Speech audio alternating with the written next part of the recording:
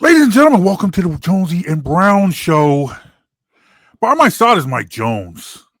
Mike Jones, this week, we're going into week 3 of the NFL season. How you feeling?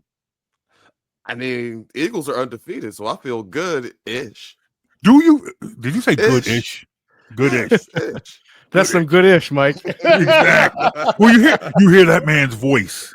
You hear the voice, and you know it's about that time of year. We got the week 3, so I'm sure there are people who, the long time followers of Jonesy and Brown, both of them, are asking, "Hey, man." Hey, when are y'all going to get Geoff Mosher on the show? Because he comes on, he helps us break down the Eagles season every year. And look, we finally got him to return our phone calls, ladies and gentlemen, from inside the birds, he's got like 37,000 different jobs. But he's here with us this weekend. Geoff Mosher, what's happening, good brother?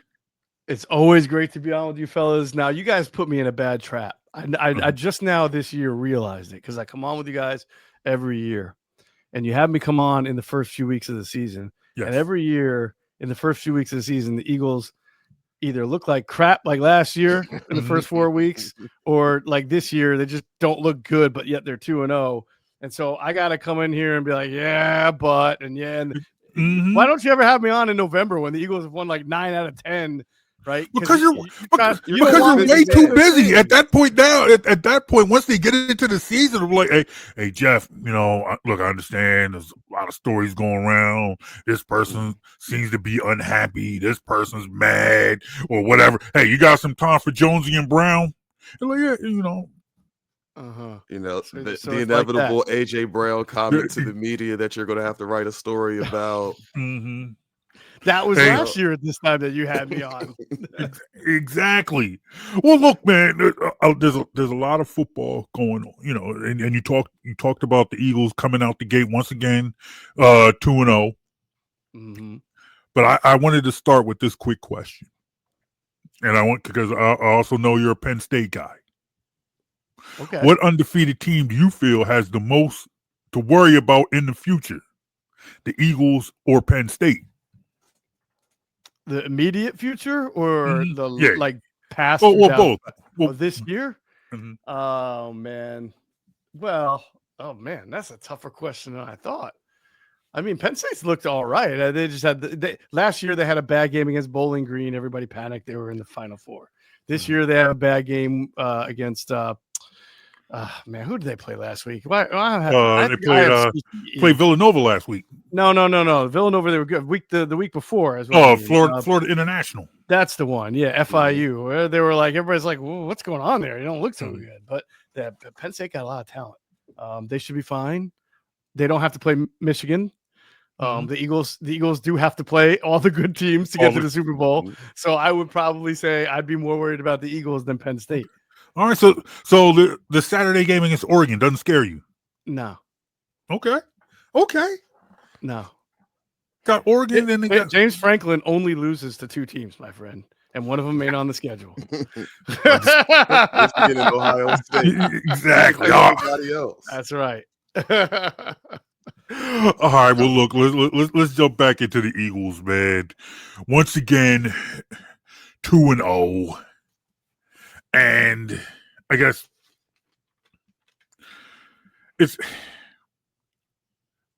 I'm afraid of deja vu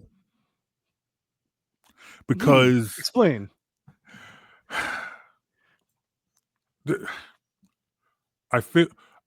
We've been here before a couple of years ago. Team comes out, starts out with a bunch of wins. But there's something about these wins that don't sit right. There's something about and you're sitting there and you're kind of balancing. Hey, how much can we complain when this team is winning games? Right. But that's really never stopped anybody. No, of course not. Of course not. And now you're sitting. Me. Well, of course, it's never stopped you. Which one of you two is the more negative one?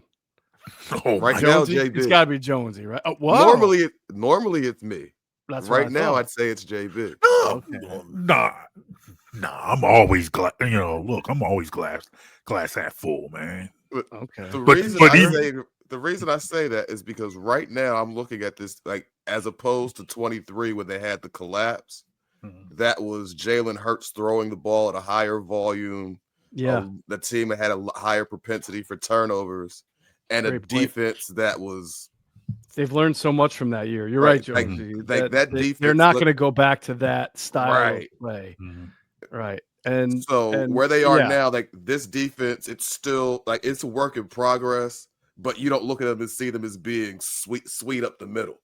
Like that 23 defense, the middle of the field was just a liability. Yeah. And not to mention, so was the secondary. I mean, if I'm not mistaken, that's they start Justin Evans at safety, the guy who was always hurt from the Saints, and they started their corners where Slay was good, but Bradbury was exposed for not having a great pass rush. Avonte Maddox was Bradley injured. Roby, Avonte. I mean, they were running veterans in and out of there.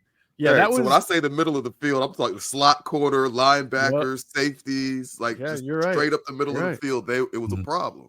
Yeah, this team, I just think they get the timing on the passing game, which we've seen they have potential to do. Right. It's just a matter of how consistently they do it.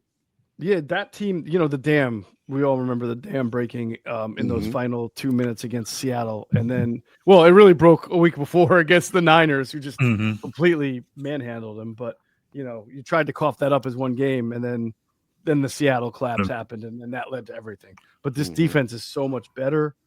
Not even from a talent perspective, but also from a coaching perspective, and much more equipped. So do I think that the Eagles are going to have to play a lot of gutted out, grinded out games this year because the schedule is really tough? Yeah.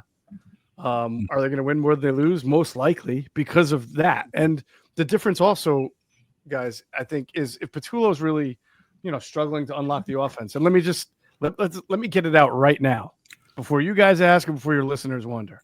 All right. No one's going to, it doesn't matter what I say because people are going to think what they think anyway. I've watched the tape of both games, offense, defense, right? The Eagles are not calling different plays. They're not running different route designs. And the reason is because A, Patullo's been there the whole time, right? And B, because every coordinator who has come to the Eagles in this era has realized that there are strengths and weaknesses to what Jalen Hurts does. And that's not a knock. Every quarterback has strengths and weaknesses, right? And they understand how to cater to those strengths. He's going to throw a great deep ball outside the numbers when teams blitz him, right? He's going to throw an accurate ball to A.J. Brown on an in-breaker, right on a three-step drop. And so they design offenses that way, whether it was Kellen, who did a lot of stuff last year that he didn't do with Dallas in L.A., going back to Steichen, and now Patullo. So I know everybody's like, oh, man, it must be the new play caller for the – no. It's not. I'm not saying he's perfect, and he has to learn and grow and adapt too, and I'm sure he will. But anybody who thinks this offense looks radically different from a design or a play calling standpoint is just yelling at the TV because they're mad and they don't have the information. So it's the same offense. But to your guys' point, why I don't think 2023 can repeat is because in 2023, when things were going haywire and they needed to stabilize, there was no 26 to hand the ball to stabilize the offense. Now there is. The only thing that's been missing from this offense from 2 weeks that's different is that he has not hit a home run yet. And hey, the Los Angeles Rams come to town on Sunday. Go watch the tape last year. And Jalen's only hit one home run that he normally hit. The one to Dotson in against the Cowboys, and then he finally got the one to Devontae in the fourth quarter. That's really the only thing I think that's different from last year to this year. Is the big play hasn't happened yet.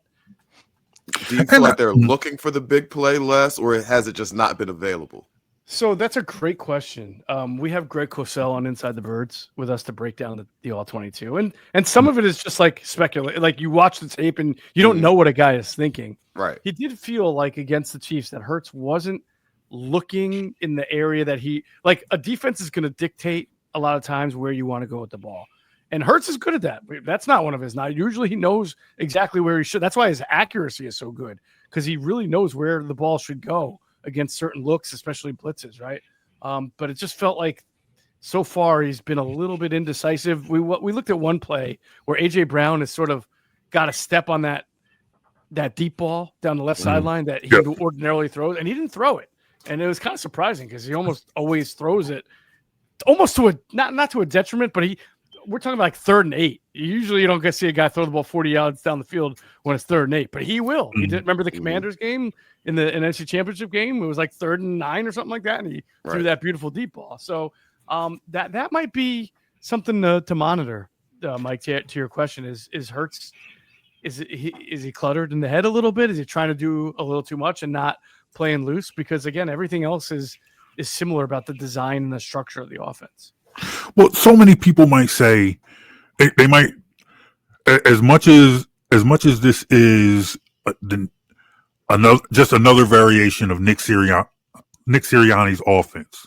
This is still another offensive coordinator. How much can you attribute to that? How much is that as big of a factor? Could that be part of the reason why he's had the struggles he's had coming out the gates?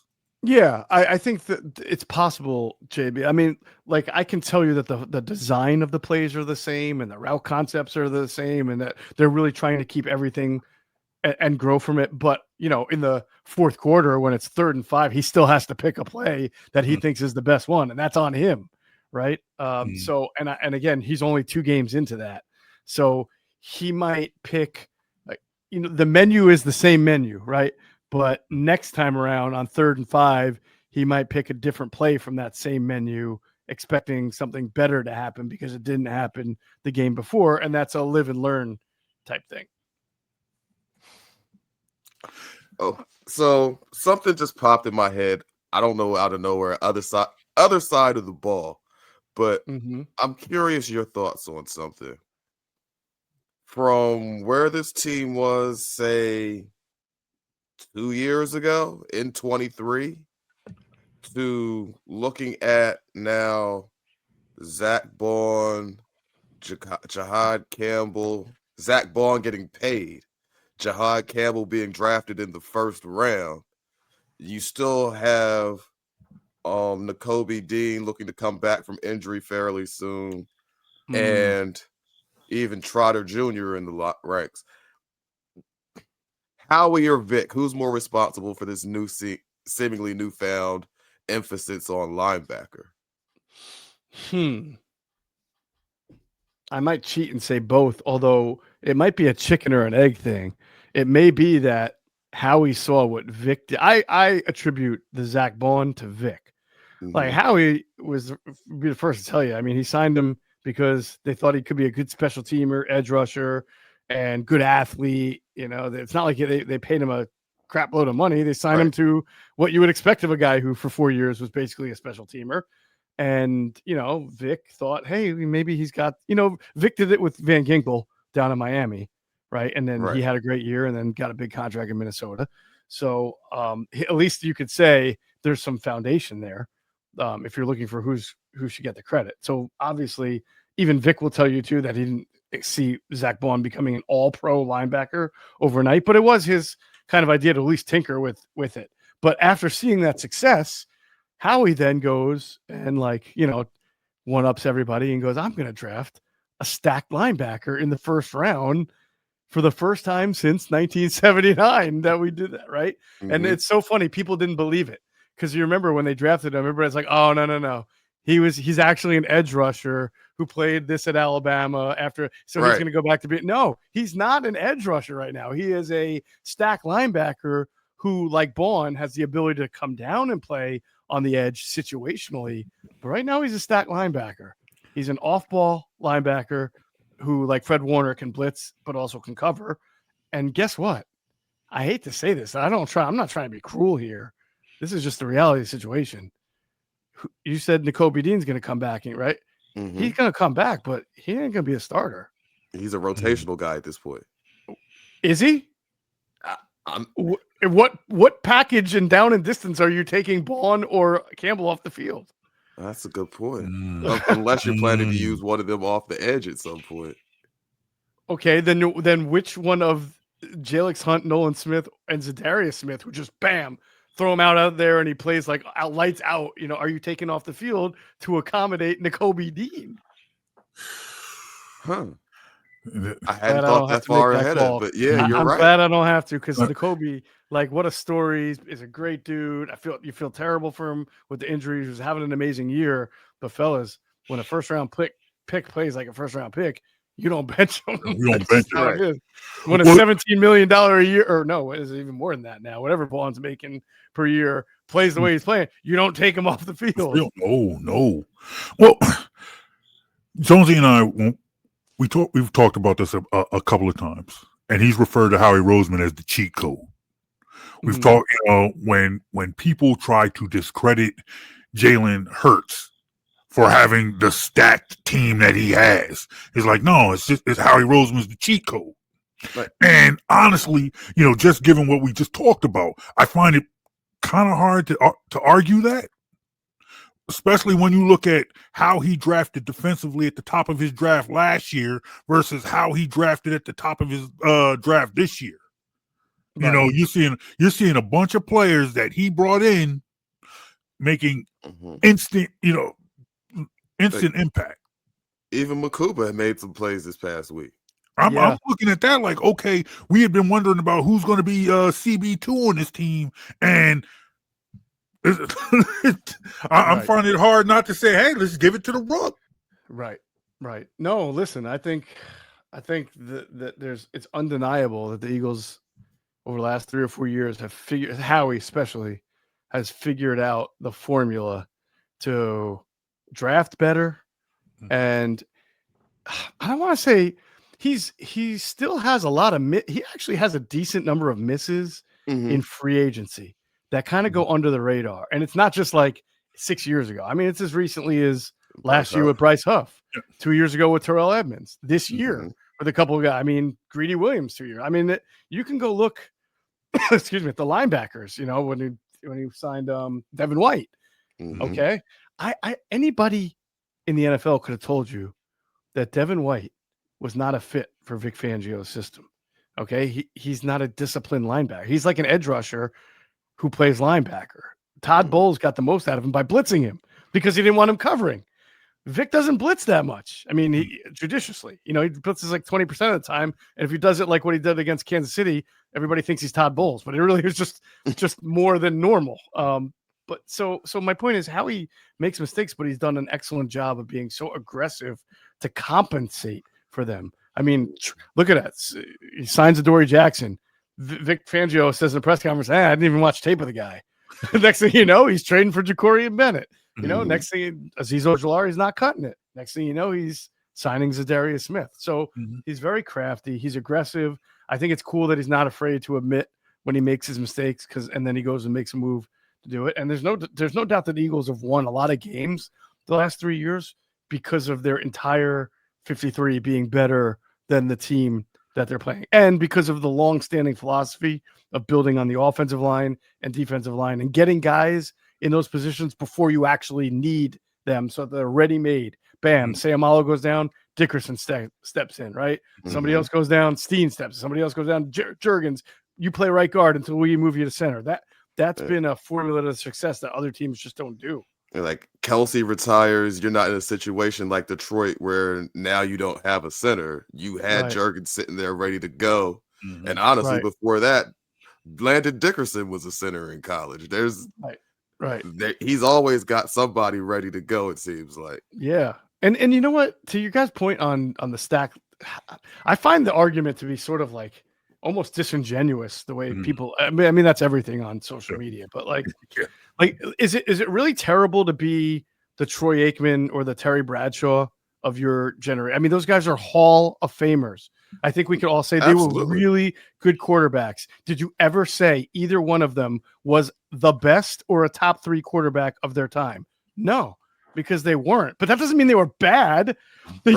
They weren't top 3, but they were good enough to be champions and know how to play the game, and top 6 or 7, if you want, of their generation. And that's okay. Like if Jalen Hurts wins another season, Jalen Hurts, they wear a gold jacket one day. And it doesn't matter if he wasn't considered as good as Mahomes or Josh Allen or Lamar. To me, It's fine. You're always going to have those kind of guys, and that's okay. I'm not gonna lie, and this is probably my biggest old man yells at cloud moment as far as social media goes, because I feel like in these conversations, I feel like we have deprioritized winning. We want to say, there's 10 million conversations about who's the best, who do you want here, who do you want there, who's better than who, and at the end of the day, what do I want? I want a team that wins a championship. Give me the guy that wins the championship. Having the guy that flings the ball all the way downfield and puts up a whole bunch of numbers, that's great. I want a championship. I don't want. So I agree. Right. So we agree Eli Manning was a great quarterback who belongs in the Hall of Fame. I won't argue against. I see 2 championships against Tom Brady. But here's the funny thing. How many Eagles fans do you think believe that statement? How many Eagles fans do you think? And I'm not trying to pick on fans. I know the nature of the fan is to rep your own and be hypocritical until you die, right? But like when I bring up Joe Flacco, who went to the playoffs first 7 years of his career, went to a Super Bowl, won it, was the MVP, played lights out, and actually should have been to a second Super Bowl. I was at an AFC Championship game where he threw a pass to Lee Evans in the end zone against the Patriots that Evans dropped, or else they're in the Super Bowl, right? And who knows? They could win it that year. But if I say to some Eagles fans, I think Jalen's a lot like, Joe Flacco's early. It's like I'm a jerk and I'm disrespecting Joe Flacco. But I'm like, wait, he won. Won? Yeah, it's like one of the best parallels I can come up with. He was a winner. He won all the time on a great team. It's so relative. You talk about Joe Flacco, but then you listen. But it's also you think about how people look at Joe Namath as well. Joe Flacco, Joe Namath. Hey man, Joe won. He went out against a team that people thought was unbeatable and predicted victory and won. And backed it up, right? So I have no problem with either argument. Like he's the best or he's not. I just want people to be consistent with it. If you're the guy on social media saying Hurts is better than Mahomes out, and like his record against all the quarterbacks, even though a quarterback faces a defense, not another quarterback. Exactly. But if you're that guy, then you have to have Flacco and Aikman and Bradshaw, like those got to be your top 5 because they won more than Manning, they won more than Rodgers, right? If you're saying it's all about the wins, then tout those guys just as much. If you're not, then don't be a hypocrite and be like, well, Hurts is like the greatest thing ever. Those guys, they were a product of their environment. You can't have it both ways. That's all I'm saying. I agree completely. And so, what was it? In 22 was the first year they went to the Super Bowl.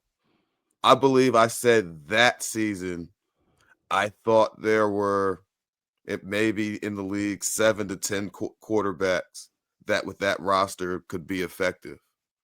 And all of a sudden I'm a Jalen Hurts hater. I don't think he's good. 7 to 10, that seems of 30 jobs so in the world. You're saying he's a top 7 quarterback. I'm saying you're top 10, maybe 7. It's a big cup of haterade right next to his microphone right now. Exactly. A big That's giant. what I got for saying that.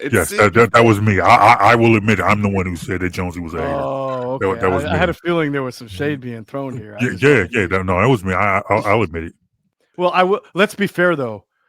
That year, to your point, JB, he didn't have bad games that year. He was throwing the ball all over the place. Mm-hmm. If his career had been like that, or if he had games all the time like that, then there would be an argument to be made. But he does not. I mean, that's the reality. The league, that was a very RPO centric year. The league kind of caught on to that. The refs cracked down on the illegal man downfields. Mm-hmm. That changed how often you wanted to run those kind of plays, and reality set in a little bit. Exactly. So that's all I'm saying. Like, Hurts is good. I don't necessarily want to say he's elite, a word I think people throw around a little too much these days. Like, agreed. I agree. I mean, by my definition, you'll never have more than 3 elite quarterbacks in the league. That's your top 10%. You have said before that as of right now, and there's one elite quarterback in the league right now, and I might give you 2 with Josh Allen. And this team lost to the Eagles yesterday. There's one elite quarterback with the way Josh Allen's been playing lately, but I think I would throw Lamar. I think Lamar, Mahomes, and Allen are my three sort of elite. And I feel like there are times I've thought I could put Burrow in there, but he doesn't stay healthy enough, Right. and they have it. So I'm fine with just leaving it at those three, and then like doing the blender thing with the next 4 or 5. Because Exactly. any given week, it could be Burrow, it could be Jalen, it could be who am I not? Like there are some weeks I think CJ Stroud is unbelievable. Matthew Mhm. Stafford has been Yeah. fantastic the last few years. So I mean, Justin you know, Herbert have a week where he looks like a world beater. of And course. honestly, the So reason I left Lamar Jackson out of that group of elite for me, he's tendency to be average at best in big games. yeah, And so for me to call you elite, you've got to do it in the biggest moments for me. he Josh kind of Allen reminds doesn't me of necessarily Peyton like always that. Josh Allen doesn't always necessarily win, but if you Mhm. look at his performances, you're not saying, "Oh, he came up short or that's why they lost." That's a good point. That's a good point. You know, it's weird. Lamar does remind me a little bit of like the first 6 Peyton Manning years where he would be Mhm. great, great, great, and then really struggle or Philip Rivers even in the playoffs. But you know, Mark Andrews dropped some passes and it's like Yeah. know, Exactly. Oh, it's not that it's all on him at all. If you right. want to put him in there in that group, it's not a big argument against it. Right. That's just my rationale while I've got it at those two so far. Cool. See, I like that. I like just like I am with Hall of Fame voting. Especially in baseball. Like Mhm. I'm stricter. I want Hall of Fame to be the greatest players who ever played the game. Not like a pitcher who pitched for 25 years and compiled 300 wins and was like in the Hall of Very Good for 15, seasons like that. Right. I sometimes I think there should be a Hall of Very Good because 30% of players in whether it's pro football is a little bit better. Baseball has really gotten to the point where it's like, come on, just build a Hall of Very Good if you're going to put these guys in. Well, I'll put it to you. I don't understand Hall of Fame voting in any sport. I hate it because I don't understand. Mm-hmm. In that I don't understand what makes a player not eligible 1 year, but not good enough 1 year, but now they're good enough. Right. Why, what doesn't matter 1 year doesn't matter, and then you also get into sometimes I feel like writers and voters want to make themselves a story. Mm-hmm. And I feel like voting on their conscience, like they need to protect the game. Ain't nobody asked them to protect the game, you know. Mm. So I don't understand it. I don't get it. I like I just don't. And it's like I can't even say I can offer like an alternative. Hey, it should be like this. I don't know. I just don't get it. Well, you know what I don't get in the same vein is the NFL top 100 voting. I'm Mhm. like, how do you compare like the best left guard in the league to the best like say post safety? Mhm. Right. How do you do that? I don't understand. And Lane Johnson's like the greatest offensive tackle of the last 10 years, and he's like outside the top 20 every year. I don't get it. I don't get it, and I know, and Jeff, you talk to more players than either of us. Mhm. I every once in a while a player might talk to me, and it's like, Mhm. and it's based on their votes, and it's like, how much football are you watching outside of your team and the team your team is playing? Right. Like, if the Eagles are not on your schedule, how much Lane Johnson tape did you watch this season? Exactly. If who like if you're not playing them, or even if like if the Eagles aren't even the division, the NFC division, your AFC team is playing this year. How many Eagles games did you watch? It's a great question. That's So why I don't get it I'm either. out on lists. I don't Mhm. care about lists, and I'm sort of out on Hall of Fames now. So What else is there to do? It's like no more lists, no Hall of whoever no rankings. you get is who you get. It's like, all right. Well, luckily the summer has ended, so we don't have to deal with Ugh. too many more lists for now. We can Exactly. talk about actual We can actually football. watch the players play the games now. Yeah. That seems big, all you get this summer these Imagine days. that.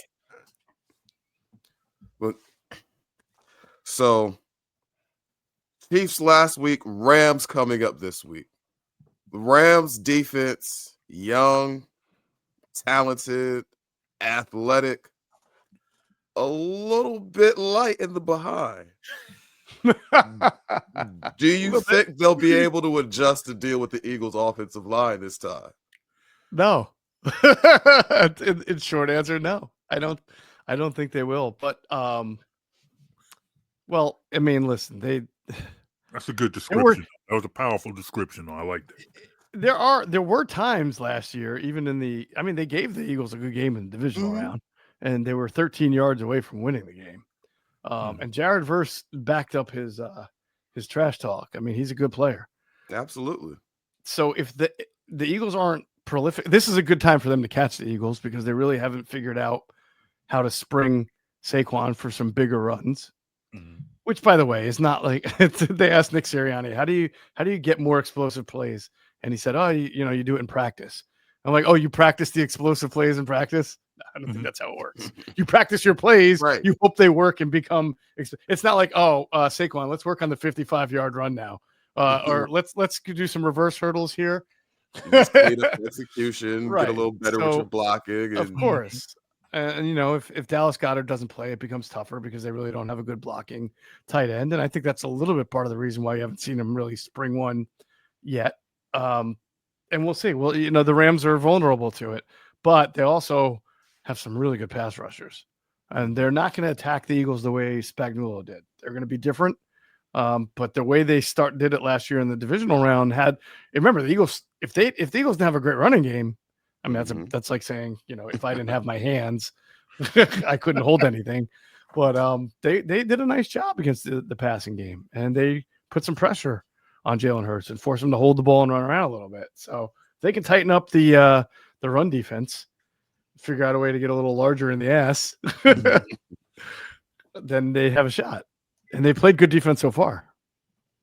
I played good defense so far. Got 2 wins against the Texans and the Titans. So this is Texans and the Titans, and then once again they're in that situation where they're a West Coast team having to travel to the East Coast and play a 1:00 game. So that's got to play a factor too, right? You know what? I've done a lot of studies and a lot of stories on it, JB. You and I are men of a certain age, and when we were kids, that was a given. I think 65 to 70% the West Coast team would lose.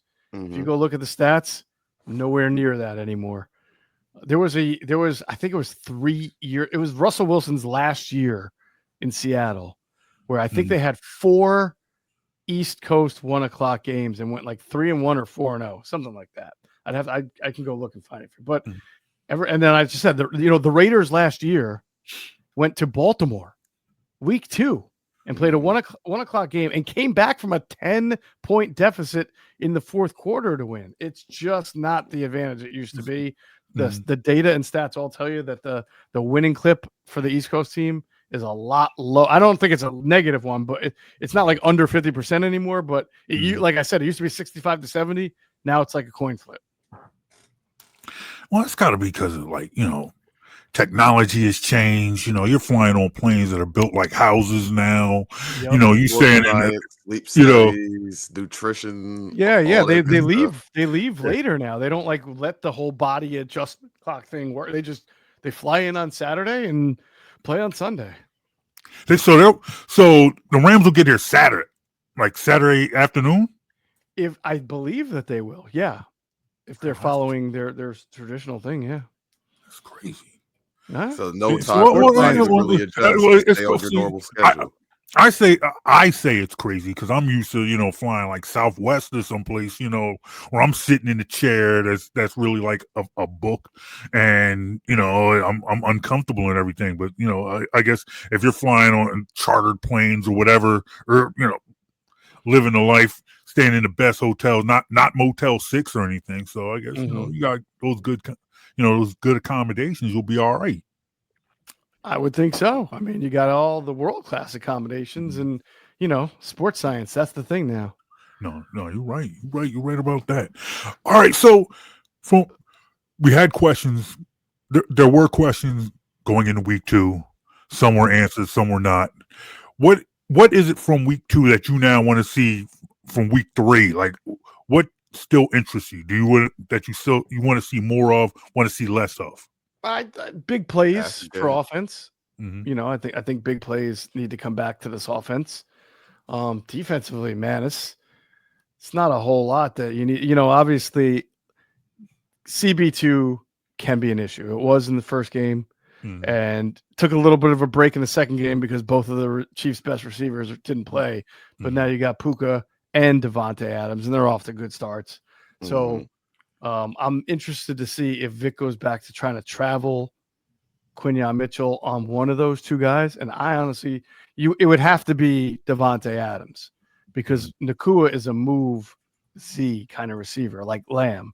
He's going to line up out at the Z. He's going to line up in the slot. You can't travel with guys because then you got guys moving all over the place. So I would imagine if he does do the shadow treatment, that you're going to see Quinyon Mitchell on Devontae Adams all game. But what does that mean for Adoree Jackson against Puka Nakua? Like we saw what it meant against CeeDee Lamb. CeeDee Lamb's best defender that day was his own hands. So do you at some point expect Howie to address that position with something not on the roster? I mean, I think we sort of have to go through the Jacorian Bennett experiment first if we're going to get there. Okay.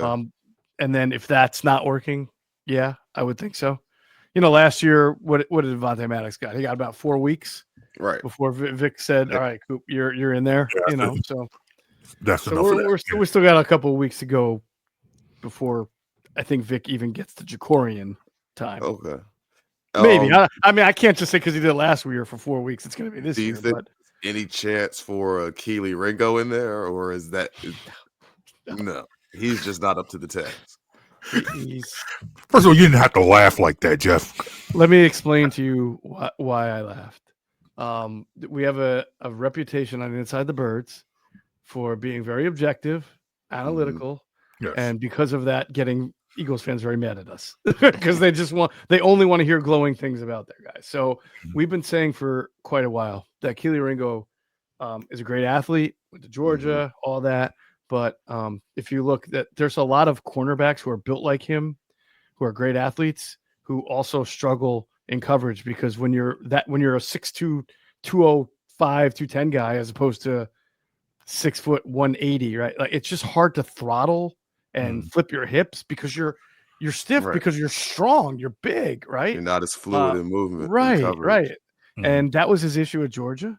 And I think that it was all on display against the Bengals. I mean, giving up the back shoulder to Chase was not the problem, right? That he does that there a lot. It was the swing pass that he was late to get there and then dove at the angle. And you could just tell he's not a fluid mover. And I don't think that's not a coachable trait, right? Like you can sort of compensate for a lack of abilities with brains. Like I think TJ Edwards was really good at that as a linebacker when he was with the Eagles. But in the corner, when you're asked to defend the greatest athletes in the world on the perimeter and you just don't have that fluidity, it's hard to compensate for. So that's the book. And with that, so we predicted that he would really have trouble becoming a starter for the Eagles and took a lot of heat for it. And lo and behold, he's now down to third string corner. So who gave you heat for that assessment? Would you like to read our YouTube comments? I can go dig them up. I mean, I can get it. But I get it. Was it Ringo's family? Kid. No, he's a big athletic kid. He actually has good speed, the Georgia pedigree. At the same time, we had all of the Georgia dogs here. No, I get it, and I'm not arguing with this assessment.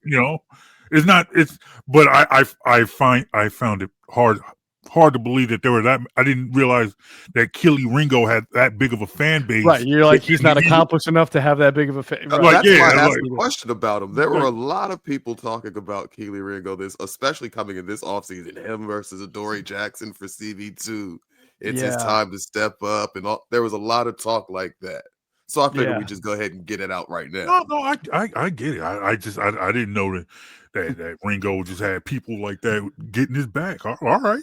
I think it's the Georgia thing. No, Yeah, Like, and it's also the name. Like, even Mhm. Nakobe Dean, when the Eagles drafted him in the 3rd round, I mean, people were like, "Oh my God, this is the steal of the century. This is a fleecing of a Howie season." And it's like, no, he barely played as a rookie, right? The book was he was slight of frame, had dealt with a lot of injuries that didn't force him to miss games at Georgia, but beat his body up. The Georgia and Alabama players all get Right. beat up in practice, and he was also on 3rd down at Georgia a blitzer, not a cover. And now he's playing in a defense where they play predominantly zone and ask you to cover. So it didn't take until last year for Nakobe to really be like a major impact player. But And then if he you gets would hurt. have told people, Eagles fans, as we did as a rookie, like just pause on your expectations. He's not what you guys might think he is. Oh man, the blowback that we got. Right. But the tape is the tape. It doesn't lie. If and people are wrong, of course. Like Tom Brady went in the 6th round, so people were wrong. But like when you get enough people who watch his tape on a daily basis in college say these are the red flags, and that's why he's a 3rd rounder, then there's a reason for that. And it's not like people are just trying to smear somebody. It's just the reality of the situation. And that was the in thing my with Keeling. opinion, linebacker is a position that's a little bit easier to assess than a quarterback. Probably they're in on every single play, and there's no handoff where you don't have to do anything. Like you have to do something every single play. That's true. So in your interaction, when you're talking with people, when you're making these reports, when you're making these assessments, what do you think? What has gotten you probably the most blowback so far? Oh, I mean, outside of Jalen Hurts is not the greatest quarterback that ever lived. Let's see, what have we gotten a lot? I mean, we've been doing it for 8 years now. JB, 8 years, really? Yeah, man. So every year there's like 2 or 3 guys that people fall in love with, and we're like, pause, and then Oh, I mean, we got a ton of blowback when they drafted Jordan Davis, and we said, hey, look, this guy's not a pass rusher. He's not a pass rusher. It doesn't matter that he ran a 4.6, and that's a straight line run. He's got to develop that part of his game. What are you talking about? They traded up to get him. You don't know anything. He's going to be great. He's going to move people left and right. Nah, that dude was getting moved left and right for 2 years before he finally, got his technique down. So I don't know. Maybe it's something about Georgia players where maybe we get like the Bulldog fan base who questions everything. But like, it's just a natural, like there is and I don't want a fan to never not be a fan. You should rep your team as hard. But like, this goes back to when I was working at the Fanatic, JB. And I remember when the Eagles traded for Dorial Green Beckham, and I'm on the radio that day, and I'm like, I don't know what you guys are expecting, but it was like Howie pulled off another one. It's a miracle. It's great. He's a 2nd round pick. I'm like, they were expecting this guy can't play. Yeah, I'm like, why do you think that he just was giving up for Dennis Kelly? And of course, people are like, oh, well, because the Titans are stupid and they don't know anything. I'm like, oh, okay, that's what we're going with. And he Green was Beckham tall, was not a fast. good player. They thought he was going to be the next Megatron. You guys, I would love to dig up the hour to 2 hours that I spent that day taking calls, fighting with people who told me I was crazy and unrational and not real, and that Green Beckham was going to be an amazing Eagle because they wanted him to be, not because he was going, because they wanted him to be. I went to meet that fan who's mature enough to say, you know what? I tried to argue Geoff Mosher down on Dorial Green Beckham. I really thought that was going to be the guy. I understand, and I try to encourage people to embrace their bad takes. I do. We all have. Listen, I'm not immune to it. I embrace mine. Exactly. I respect people who embrace their bad takes. Yes. I truly do. I thought it was a terrible idea when the Eagles took Jalen Hurts in the 2nd round. It made no sense to me. Now I've seen the wrong of my ways. Yeah.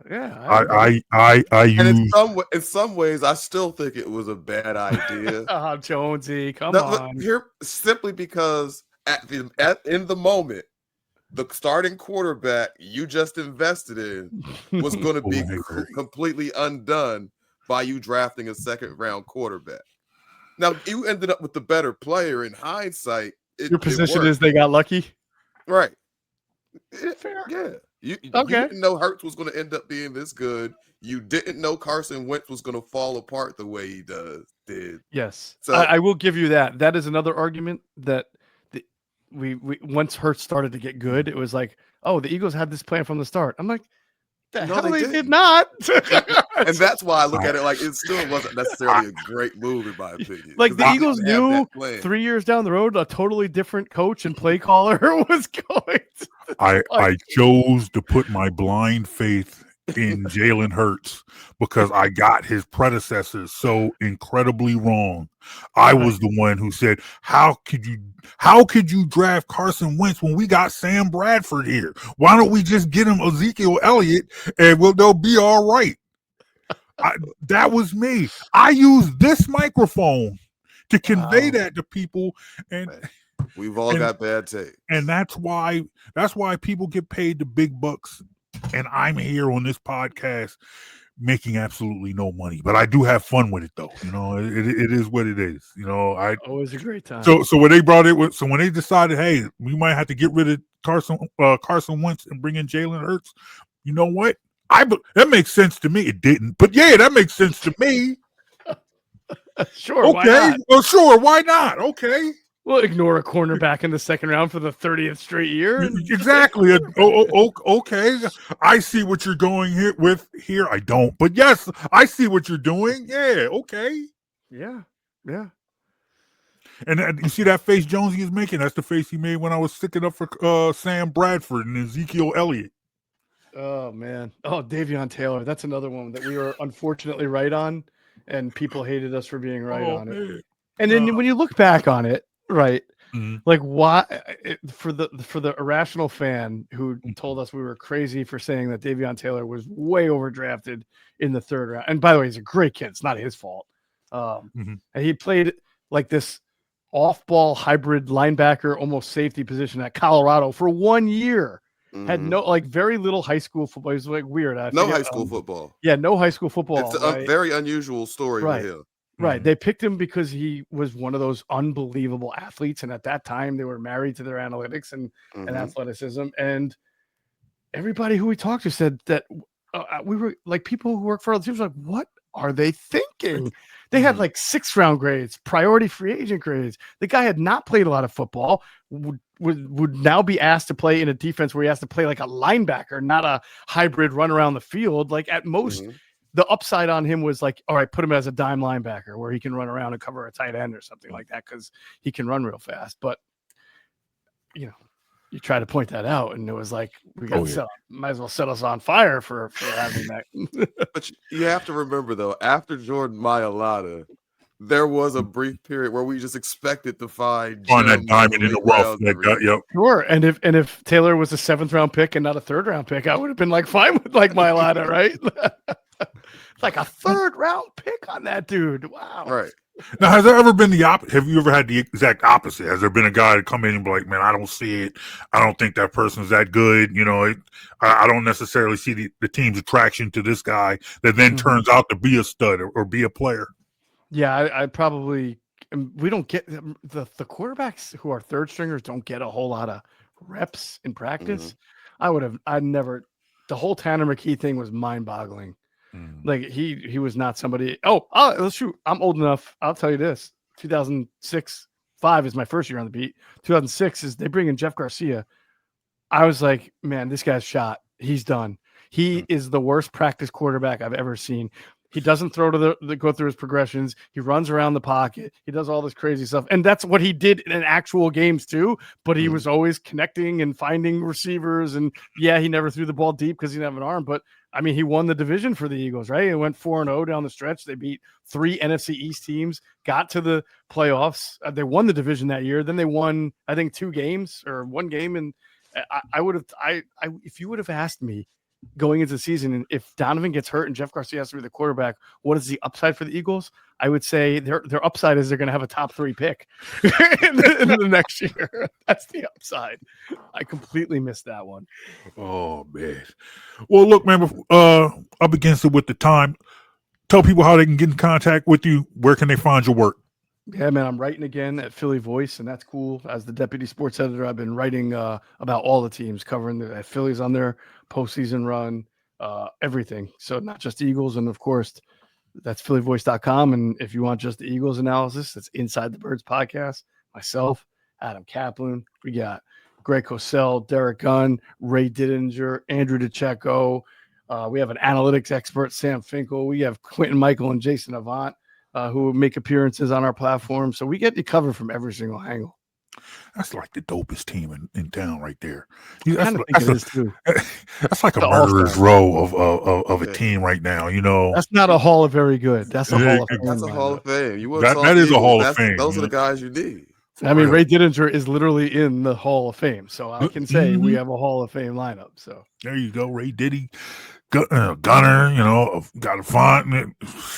Yeah, that's all right. You got a good team there, sir. Yeah, I'm proud of them. I'm proud. They're all great to work with. They're all great human beings. That's the best part of Inside the Birds, is that our family is.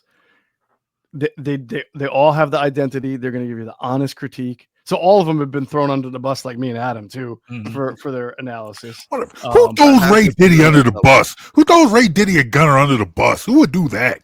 I have the YouTube receipt. If you comment receipts, if you want to see, he asking these questions like he hasn't lived in Philly forever. Yeah, like, are you not on social media? Like, because I envy you.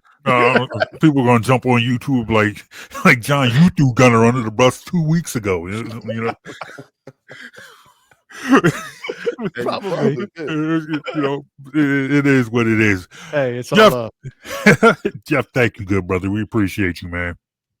Always great hanging out with you guys. Have a great one. All right. You too. Ladies and gentlemen, that is the one and only Geoff Mosher, man. Always a good get. All ready to count down to getting him back on the show next year. Has started. That's the one guy we can always count on come on the show with us every year. Hey man, he's responsible for us working together. He is. He truly is. He's the person. If you want to blame somebody for Jonesy and Brown poisoning your airwaves every week for like 5 years, Geoff Mosher and Eitan Shander. They put us two together. They said, "Hey, we ain't got nothing for you. You guys need to work with each other." Hey y'all, we will be back. We got more to talk about right here on the Jonesy and Brown show. That's Mike Jones. I'm John Brown. We'll be back, y'all.